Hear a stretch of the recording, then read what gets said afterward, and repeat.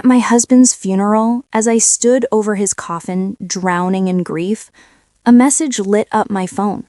I am still alive. Trust no one. In that instant, my mourning turned into a chilling question. Who was I really burying? And who among us was lying? My name is Elena. I was 38 years old when I became a widow, or at least that is what I thought. My husband, Daniel, was 42. He worked as a financial consultant, sharp with numbers, always busy, yet somehow he had a way of making me feel safe when he was home. I was a teacher, used to classrooms full of children, used to order and routine. Our lives were steady, ordinary to anyone watching. That was before the funeral. I invite you to share your thoughts in the comments below. Don't forget to like this video and subscribe for more stories like this. My throat closed, the walls of the church tilted. I held the phone tight in my hand, turning my body slightly so no one else could see. The letters burned into me. Simple, direct, impossible to ignore. My pulse quickened, rushing in my ears louder than the organ playing in the background. I slipped the phone back into my pocket, covering it with my hand, afraid someone might have caught my reaction, afraid of what they might ask. I forced myself to look back at the casket, at the flowers, at the photo of Daniel smiling. My mind churned. The service carried on. The priest spoke of rest, of memory, of peace. People cried softly, but I could no longer hear them clearly. The words on my phone kept replaying in my head. Alive. Trust no one. I studied the faces around me, the aunts whispering, Daniel's colleagues with their stiff ties, his sister sitting in the front row with her chin lifted high, a strange blankness on her face. Were they mourning or hiding something? For the first time, I looked at each person as if they could be part of a secret I had not been told. As I stood there, trying to hold my breath steady, memories of Daniel rose without warning. His hand resting over mine during a winter storm when the power went out. His laugh echoing through our kitchen as he burned pancakes on a Sunday morning. The way he pressed a note into my palm once, folded small, with 3 words, "You are safe." I had believed him. Always. But now, with a single text, safety had been replaced by doubt. Was this some cruel prank played on a grieving widow? Or was Daniel truly alive, hidden somewhere beyond this room, watching, waiting for me to notice? The priest's voice ended. People rose to their feet, lining up to walk past the casket. One by one, they placed flowers, bowed their heads, crossed themselves. I followed, each step heavier than the last. When I reached the front, I laid my rose on the coffin. My fingers brushed the polished wood. Cold, smooth, final. Yet the phone in my pocket told me the opposite. I walked back to my seat, forcing my expression into calm, but inside, panic coiled. I replayed Daniel's voice in my head, the way he used to tell me not to worry when life felt uncertain. He had always been protective, always careful. Could he really have faked his own death? If so, why? And why send that message now, here, of all places? The service ended. The casket was carried down the aisle. The sound of shoes against stone echoed through the church. People followed behind, heads bowed, voices hushed. I walked with them, my eyes darting, watching every face, every movement, as though the answer might appear in someone's glance or whisper. Outside, the air was sharp, the sky a pale gray that promised rain.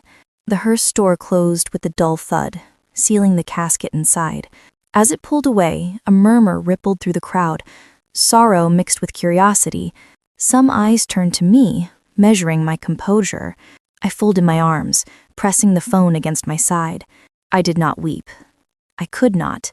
Instead, a strange unease grew inside me. The grief that had felt endless only hours ago now shared space with a quiet, gnawing suspicion. The message had carved a line through my certainty. If Daniel was alive, then this funeral was a performance. If it was a trick, then someone wanted me to doubt. Either way, I could not look at those around me the same way again. As the cars lined up to follow the hearse, I slipped into the back seat of my own. My reflection in the window stared back at me, pale, tired, and unfamiliar. I gripped the phone once more, staring at the message again, half hoping it would vanish. But the words remained. 4 words that changed the meaning of this day, and perhaps the meaning of my life. Alive. Trust no one. The funeral continued on, but my thoughts had already broken away. The questions pressed closer, sharp and unrelenting. Was I grieving a man already gone, or being drawn into a game I could not yet see? The days after the funeral passed in a blur. I thought grief would come like a storm, heavy and endless, but instead it came in strange waves. One moment my chest felt hollow. The next I was distracted by the smallest details. The ticking of the kitchen clock, the uneven hum of the refrigerator, the vibration of my phone on the counter. That was what unsettled me most. The phone would buzz at odd hours, unknown numbers. When I answered, I heard nothing but silence, sometimes faint static, sometimes a click before the line cut. At first I assumed it was people dialing by mistake, but the pattern was too steady, too deliberate.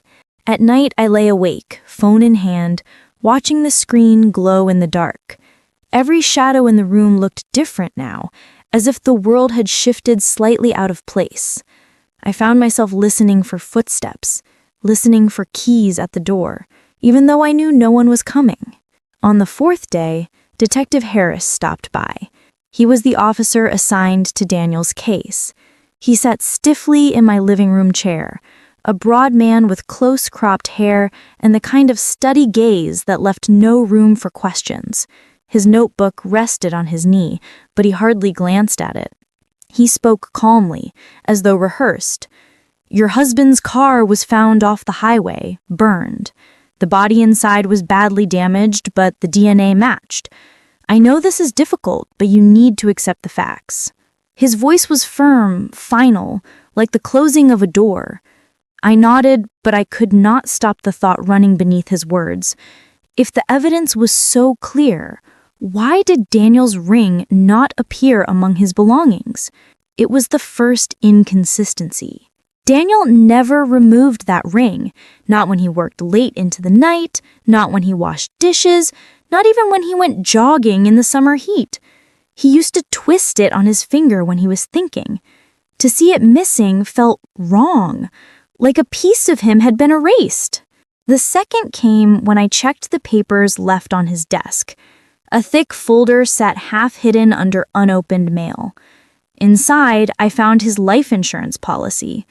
What struck me was the date. It had been updated only weeks before the accident, with the signature rushed at the bottom, barely legible. Daniel had not mentioned it to me.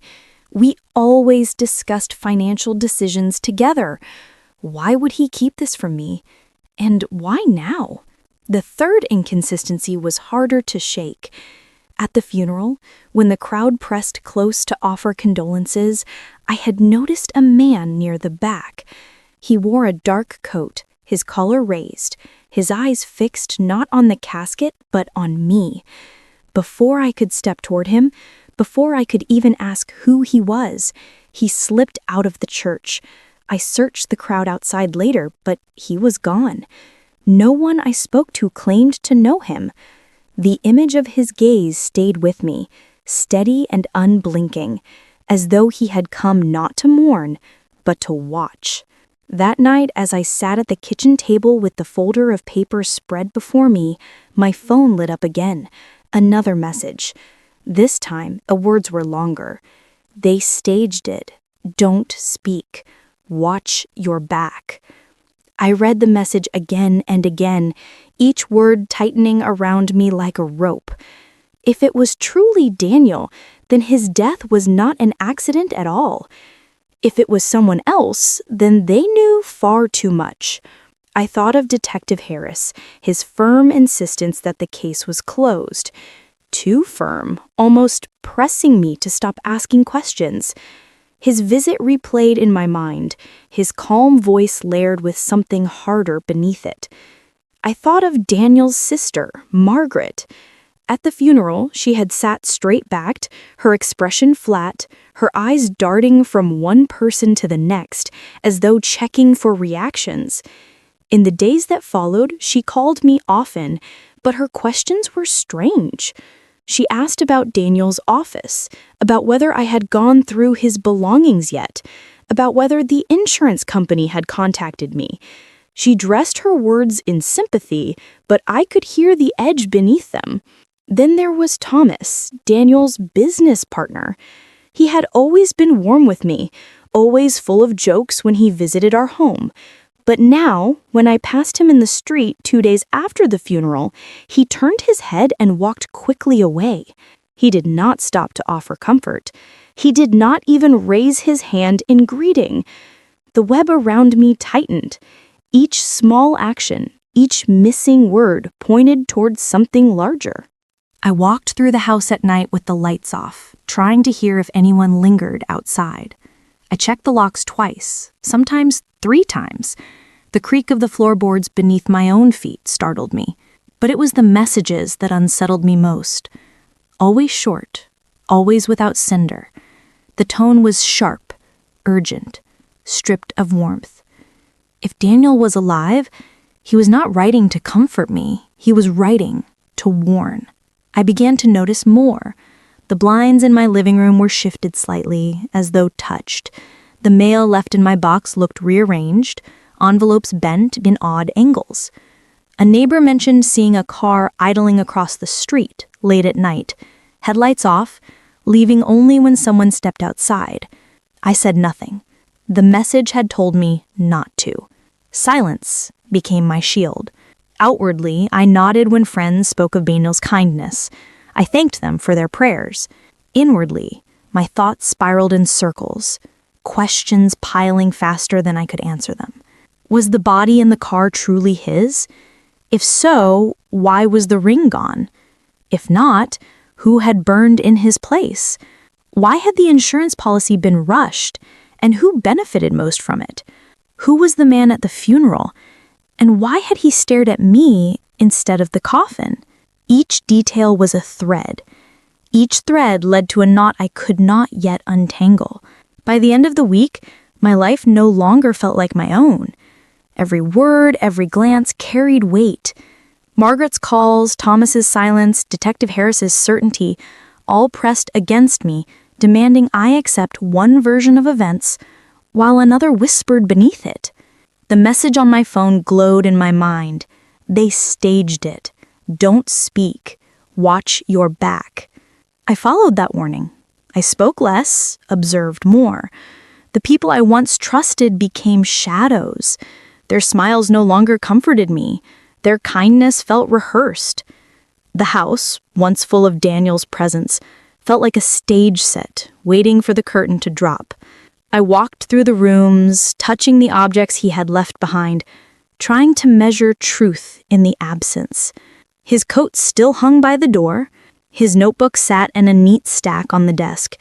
His pen lay uncapped, as if waiting for him to return. Yet in all of it, the absence of his ring gnawed at me most. It was a detail too small for strangers to understand, but for me, it was the clearest sign. Daniel had not left it behind. Someone had taken it, or he had carried it with him into whatever life waited beyond this one. I could not share these thoughts aloud, not yet. The warning circled back each time I tried to speak. Trust no one. In the days that followed the second message, my thoughts began circling back, not only to the funeral, but to the years before it. I told myself our marriage had been strong, steady, but once suspicion had entered, I began to notice patterns I had ignored. Daniel had worked long hours. He said his clients kept him late, that numbers did not follow the clock. Sometimes he came home after midnight, slipping into bed without explanation. At first I believed him, But now those nights carried a different weight. Had he been working or hiding? There had been money, too. Small amounts missing at first, then larger ones. Transfers that did not appear in our household records. When I asked, he gave easy answers. Investment shifts, accounts moved for tax purposes. His confidence was convincing, and I let it pass. But now, each figure I recalled felt like a loose thread leading somewhere he did not want me to see. I remembered moments in the house when I would step into a room and the air would change. Daniel on the phone, speaking in a low tone. The sound of him closing his laptop as I entered. Conversations cut short. Faces of people at gatherings who stiffened when I approached. At the time, I told myself it was business. Business was private, I thought. But business should not leave a wife standing in the doorway, unwelcome in her own home. The memories surfaced sharper each day, until I felt as though the past had been waiting for me to look closer. One evening, I entered Daniel's study. The room smelled faintly of dust and old paper. His desk, normally neat, had been left as though he had stepped away for only a moment. Books stacked in even rows, pens lined up with precision. I opened the drawers one by one, running my hand across the bottom for hidden compartments. At first, there was nothing. Then, tucked beneath a false back in the lowest drawer, I found a notebook. The cover was plain, worn with use. Inside, page after page filled with numbers, scribbled notations, and what looked like codes. Arrows linked transfers across accounts I had never heard of. At the corner of one page, circled twice, were the words Sanctuary, Cabin 7. My breath caught as I traced the letters with my finger. A place, a clue, something Daniel had kept hidden. I closed the notebook quickly and pressed it to my chest, as though someone might be watching even here, inside my locked house. The phrase echoed in my mind, sanctuary. A word meant for safety, but paired with secrecy, it unsettled me. That night, I barely slept. Each time I closed my eyes, I saw Daniel's face, sometimes smiling as he once had, sometimes shadowed, a stranger's face, turned away from me. I could not tell whether the notebook was proof he had tried to protect me or proof that he had deceived me. The following evening, as I walked back from the grocery store, I noticed a car trailing a little too close. Its headlights stayed fixed in my rearview mirror for several blocks. I turned left suddenly, then right, testing. The car followed. My throat tightened. I pulled into a crowded parking lot and sat there, waiting. After a few minutes, the car drove past slowly, then vanished around a corner. I sat in the driver's seat for a long time, gripping the wheel, the groceries forgotten beside me. The message on my phone repeated in my mind, "Watch your back." The fear became a constant. I looked over my shoulder at night. I closed curtains before turning on lights. Every noise outside felt directed at me. A few days later, Detective Harris returned. He stood on my porch, broad frame blocking the light. His face was calm, but there was no warmth in his eyes. "You're not helping yourself by digging," he said flatly. "The case is closed, your husband is gone. Dwelling on shadows won't bring him back." His tone pressed harder than before, not gentle advice, but warning. His gaze lingered on me, steady, as though measuring whether I would obey.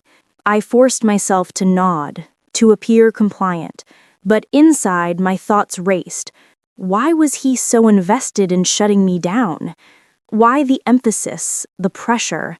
A man simply doing his job would not sound like this. He spoke like someone who had more at stake than I did.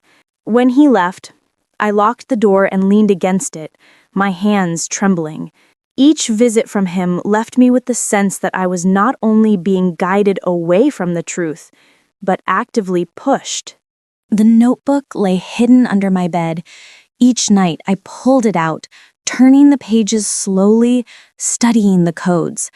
I could not understand all of it, but the pattern of money shifting across accounts was clear. It was deliberate, organized, not the work of someone careless. And always my eyes returned to the phrase circled in dark ink, Sanctuary, Cabin 7. I could not decide what unsettled me more, that Daniel had kept this place a secret, or that it might be the only lead left to me. In the quiet hours, I thought back to the early years of our marriage. The nights we sat by the fireplace, the walks we took in the park, the way he held my hand when crowds pressed too close. Those memories were real. They felt solid, untouched. But set against the secrets I was uncovering, even those moments now flickered with doubt. Had he always been two men at once? The man who loved me and the man who hid things from me. The past and the present collided in every thought. Love pressed against suspicion, memory against evidence. My mind circled questions I could not answer. Was Daniel trying to shield me from danger, or had he been part of it all along? At night, the silence grew heavier. Sometimes I swore I could hear footsteps on the street outside, pausing near my house before moving on. Once, late at night, I caught the glint of headlights through the curtains, gone the moment I looked. The world had narrowed to shadows and signals, each one pulling me deeper into a truth I had not asked to find. Detective Harris's warnings stayed with me. The harder he pressed, the more convinced I became that I was meant to stop. But I could not. The notebook, the missing ring, the rushed insurance, the silent calls, they had already built a trail, and I was walking it whether I wanted to or not. Each day, I told myself I would put the notebook away for good, that I would not chase what Daniel had hidden. Yet, each night, I found myself turning the pages again, following the lines of ink as if they might speak. And always, my eyes returned to the same words, Sanctuary, Cabin 7. The phrase became a drumbeat in my thoughts, a place I had never heard of, a place Daniel had marked as important, and perhaps a place where answers waited. The phrase Sanctuary, Cabin 7 stayed with me for weeks, circling through my thoughts until it became less a clue and more a command. Each day I resisted the pull, convincing myself it was too dangerous, too uncertain. But the silence of the house pressed harder, and the unanswered messages weighed on me until I could no longer ignore them. I traced the words through maps, old directories, anything that might hold a reference. It took time, but at last I found mention of a group of cabins near the lake, abandoned years ago after a storm damaged the shoreline. The seventh cabin still appeared on records, though no one lived there. I waited until nightfall before driving. The road wound through dark trees, the headlights cutting narrow paths through branches. My grip tightened on the wheel with each mile. The air grew colder as I approached the lake, mist rolling low across the ground, blurring the outlines of the forest. When I stepped out of the car, the silence pressed close. Not a sound from the trees, not even the cry of an owl. My breath rose in small clouds, white against the black of night. The cabins appeared ahead in faint outlines, their roofs sagging, windows dark, doors hanging loose on rusted hinges. I counted until I reached the seventh. Its frame leaned slightly to one side, boards gray with age, the porch scattered with leaves. I paused at the bottom of the steps, my heart hammering so hard I feared it would echo into the night. The door creaked under my hand. Inside, the air smelled of dust and damp wood. Moonlight spilled through a gap in the roof, casting pale light across the floor. My eyes adjusted slowly, and then I saw him. Daniel. He stood near the back wall, thinner than I had ever seen him, his face shadowed, his clothes worn. His eyes flickered toward me with a mixture of relief and caution, as though he had been waiting, but not certain I would come. For a moment, my body froze. The grief of the funeral, the shock of the messages, the weeks of doubt, all of it collided inside me at once. My lips parted, but no words came. I stepped forward, hesitant, as though one movement might cause him to vanish.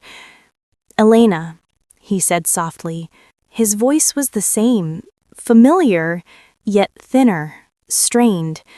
"You found it." I stared at him, my chest tight, my thoughts tangled. He was alive. The text had been real. The funeral, the grief, the casket, it had all been a shadow cast over me while he hid here. My voice broke when I finally spoke. "I mourned you. I stood over your coffin. I buried you." His face tightened. He lowered his gaze briefly, then looked back up. "I had no choice. They would have killed me, and if they thought you knew, you too." The words fell between us like stone. I stepped closer, my hands trembling at my sides. "Why? Why all of this? What were you hiding?" He exhaled, the sound rough, heavy. "The firm, the accounts. It wasn't just numbers. They were moving money for people you don't cross. When I tried to pull out, they turned on me. I staged the accident to disappear before they disappeared me." I shook my head, struggling to piece his words with the life I thought we shared. "And me? You left me standing there, believing you were gone." His eyes softened with regret. "I had to. If you believed it too, they would believe it. If they thought you suspected, you'd be their target."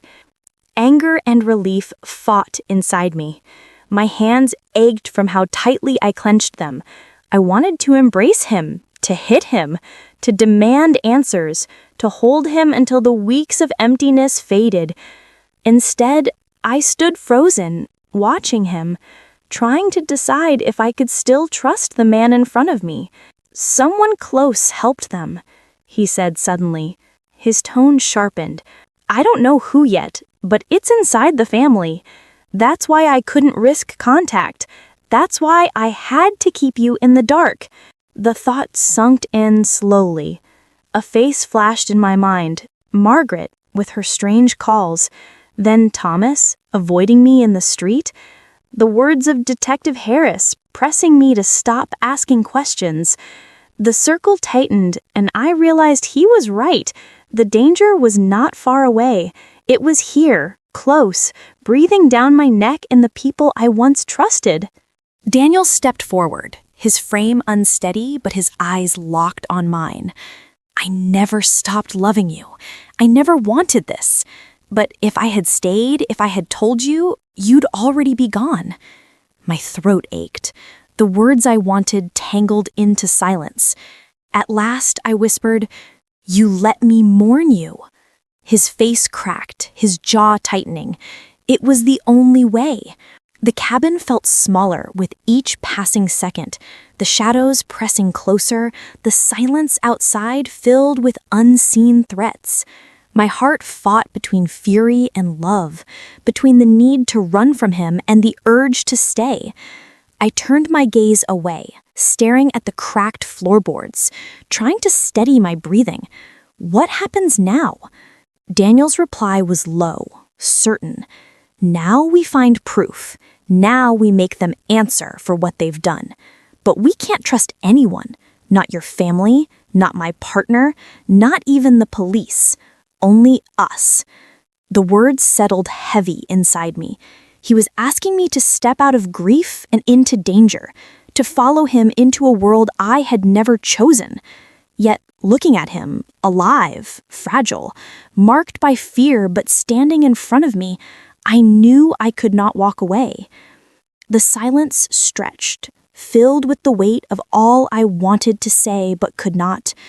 Finally, I nodded, just once. Daniel's shoulders eased, though his eyes remained sharp, restless. "Then we start here, with this cabin, with what I've kept hidden." He moved toward a loose board near the wall, kneeling slowly, pulling it free to reveal a small space beneath. Inside lay papers, drives, a small stack of photographs. evidence, proof of the world he had described. As he lifted them out, my chest tightened again. The man I thought I had buried was alive, but the life we once shared had shattered. Ahead lay a path I could neither avoid nor predict. I stood in the cold cabin, my breath clouding the air, the silence heavy, and understood that nothing would ever return to what it had been. The cabin became our hiding place. Each night, Daniel laid out fragments of what he had gathered, documents, coded transfers, photographs that tied back to his firm. By daylight, I returned to my house, playing the part of the grieving widow, answering calls with measured words, pretending the silence still belonged to mourning. At first, the papers made little sense. Numbers shifted across accounts, names hidden under initials, signatures blurred. But slowly, with Daniel's guidance, a pattern surfaced. The accounts were not his alone. They carried the fingerprints of someone closer, someone who stood beside me during the funeral. We traced the trail to Thomas, Daniel's business partner. His name wove through the transfers like a thread, pulling money into shadows. Daniel's hands trembled as he explained how Thomas had pressed him to stay silent, promising the firm's safety depended on it. When Daniel refused, the threats grew sharper. But Thomas had not worked alone. Another name appeared, buried in small notes, initials at the edge of reports. H. When I spoke the letter aloud, Daniel's face hardened. Harris, the detective who told me to stop searching, the man who had urged me to accept the ashes in a jar as truth. The betrayal deepened with every page. It was not only about money. The life insurance policy Daniel had taken, meant to protect us, had been twisted into a weapon, signed off in haste, filed faster than I thought possible. A death staged to unlock money, to erase him, to silence me if I asked too many questions. Still, the papers alone were not the worst of it. The worst came when we noticed the calls, numbers appearing on my phone, always blocked, always at moments when I spoke with Margaret. She had been at the house more than anyone, checking in, bringing food, staying longer than needed. At first, I thought it was care. But then Daniel's voice cut through. She knew things she couldn't have known unless someone told her. It sank into me slowly. My sister-in-law, the woman who had cried at my side, had been feeding information to them all along. Every smile I once trusted hid a knife. The truth pressed closer that week. One night, Daniel went to meet a contact, someone who claimed to hold more evidence. He never made it inside. A car waited near the corner, lights off. The door opened, and two men stepped out. Daniel caught the movement in time, slipping back into the shadows, his body pressed against cold walls until they passed. He returned to the cabin shaken, his eyes sharper than before. "They know I'm alive," he whispered. "We're running out of time." I carried the weight of his words through every visit home. The faces around me blurred into suspicion. Margaret's long glances, the hushed tone in her calls, the way she asked where I went when I left at night. Harris's firm voice echoing in my head, pressing me to stop. The silence of Thomas, who once greeted me with ease, but now avoided my eyes. Piece by piece, the image cleared. The ones who were meant to protect me, the ones I had leaned on, had been part of the plan from the start. They had built the funeral, fed the lies, and placed me in the center of their design. It no longer felt like mourning. It felt like a game I had been forced into, one where every move had already been played for me. But now I knew their faces. Now the truth was no longer buried. And with that, the silence around me grew heavier, sharper, as though each breath carried a warning. They were still watching, and the next step would decide whether I lived long enough to see their fall. The days that followed were methodical. Daniel and I worked together, carefully gathering proof. Bank transfers, emails, voice recordings, notes, all pieces of a puzzle designed to show the depth of the scheme against him and the people around me. Each document we collected, each recording we listened to, made the world clearer and the danger sharper. We did not rush. Every step required caution. We moved at night when possible, kept our phones off, our routes varied. Even then, the feeling of being followed never left. The shadows of streets, the occasional glint of headlights in the dark reminded us that the conspirators were still watching, still aware of every move. The notebook, the drives, the hidden files, they became our guide. Daniel and I pieced together timelines and transactions, noting every lie, every manipulation. The connections were unmistakable. Harris had lied to me from the beginning, pressing me to stop searching while actively helping Thomas and Margaret hide their involvement. The insurance policies, the staged accident, the funeral, all had been coordinated to erase Daniel and to silence anyone who might ask questions. It was slow work, deliberate and painstaking, but each day brought us closer to exposing the truth. The tension between us was constant, though unspoken. We moved with precision, not passion. Every misstep could undo months of careful planning. Every interaction with the wrong person, a risk. Finally, the moment came. The courthouse was crowded, the air thick with murmurs. Journalists, lawyers, spectators, all waiting for the hearing on the embezzlement case that had been quietly building for months. Daniel and I entered with folders of evidence, their weight in my hands more reassuring than frightening. The hearing began. Each piece of evidence was presented methodically. Transfers traced, recordings played, emails shown. The room shifted with every revelation. Gasps broke from the crowd, some whispering, others staring wide-eyed at the screen as the connections became clear. Harris sat at the defense table, rigid, his composure faltering as the recordings played, his voice admitting complicity, his threats towards me, his instructions to cover Daniel's disappearance. Thomas, too, struggled to hide his shock as the transactions and notes proved his hand in the scheme. Margaret's expression remained still, but her eyes betrayed the fear that finally caught her. And then the most startling moment came. Daniel stepped forward from the back of the courtroom, alive, present. His gaze swept over the room, steady and unflinching. The collective reaction was immediate. People whispered, cameras clicked, some gasped aloud.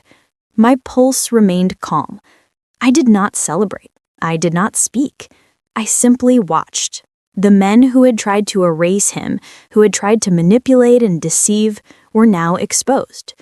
Arrests followed swiftly, security officers moving to take Thomas and Harris into custody. Margaret's complicity was questioned and she was removed from the building under supervision. Through it all, I stood detached.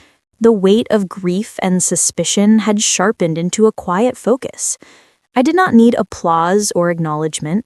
I had borne months of uncertainty, nights filled with fear, moments of doubt so deep I had questioned my own memory.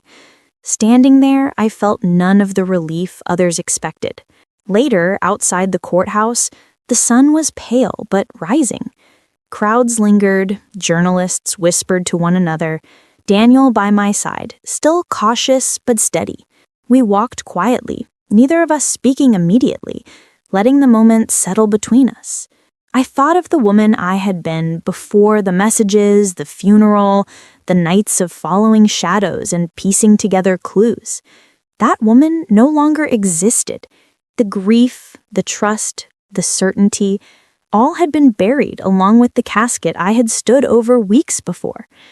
In my mind, I said it clearly.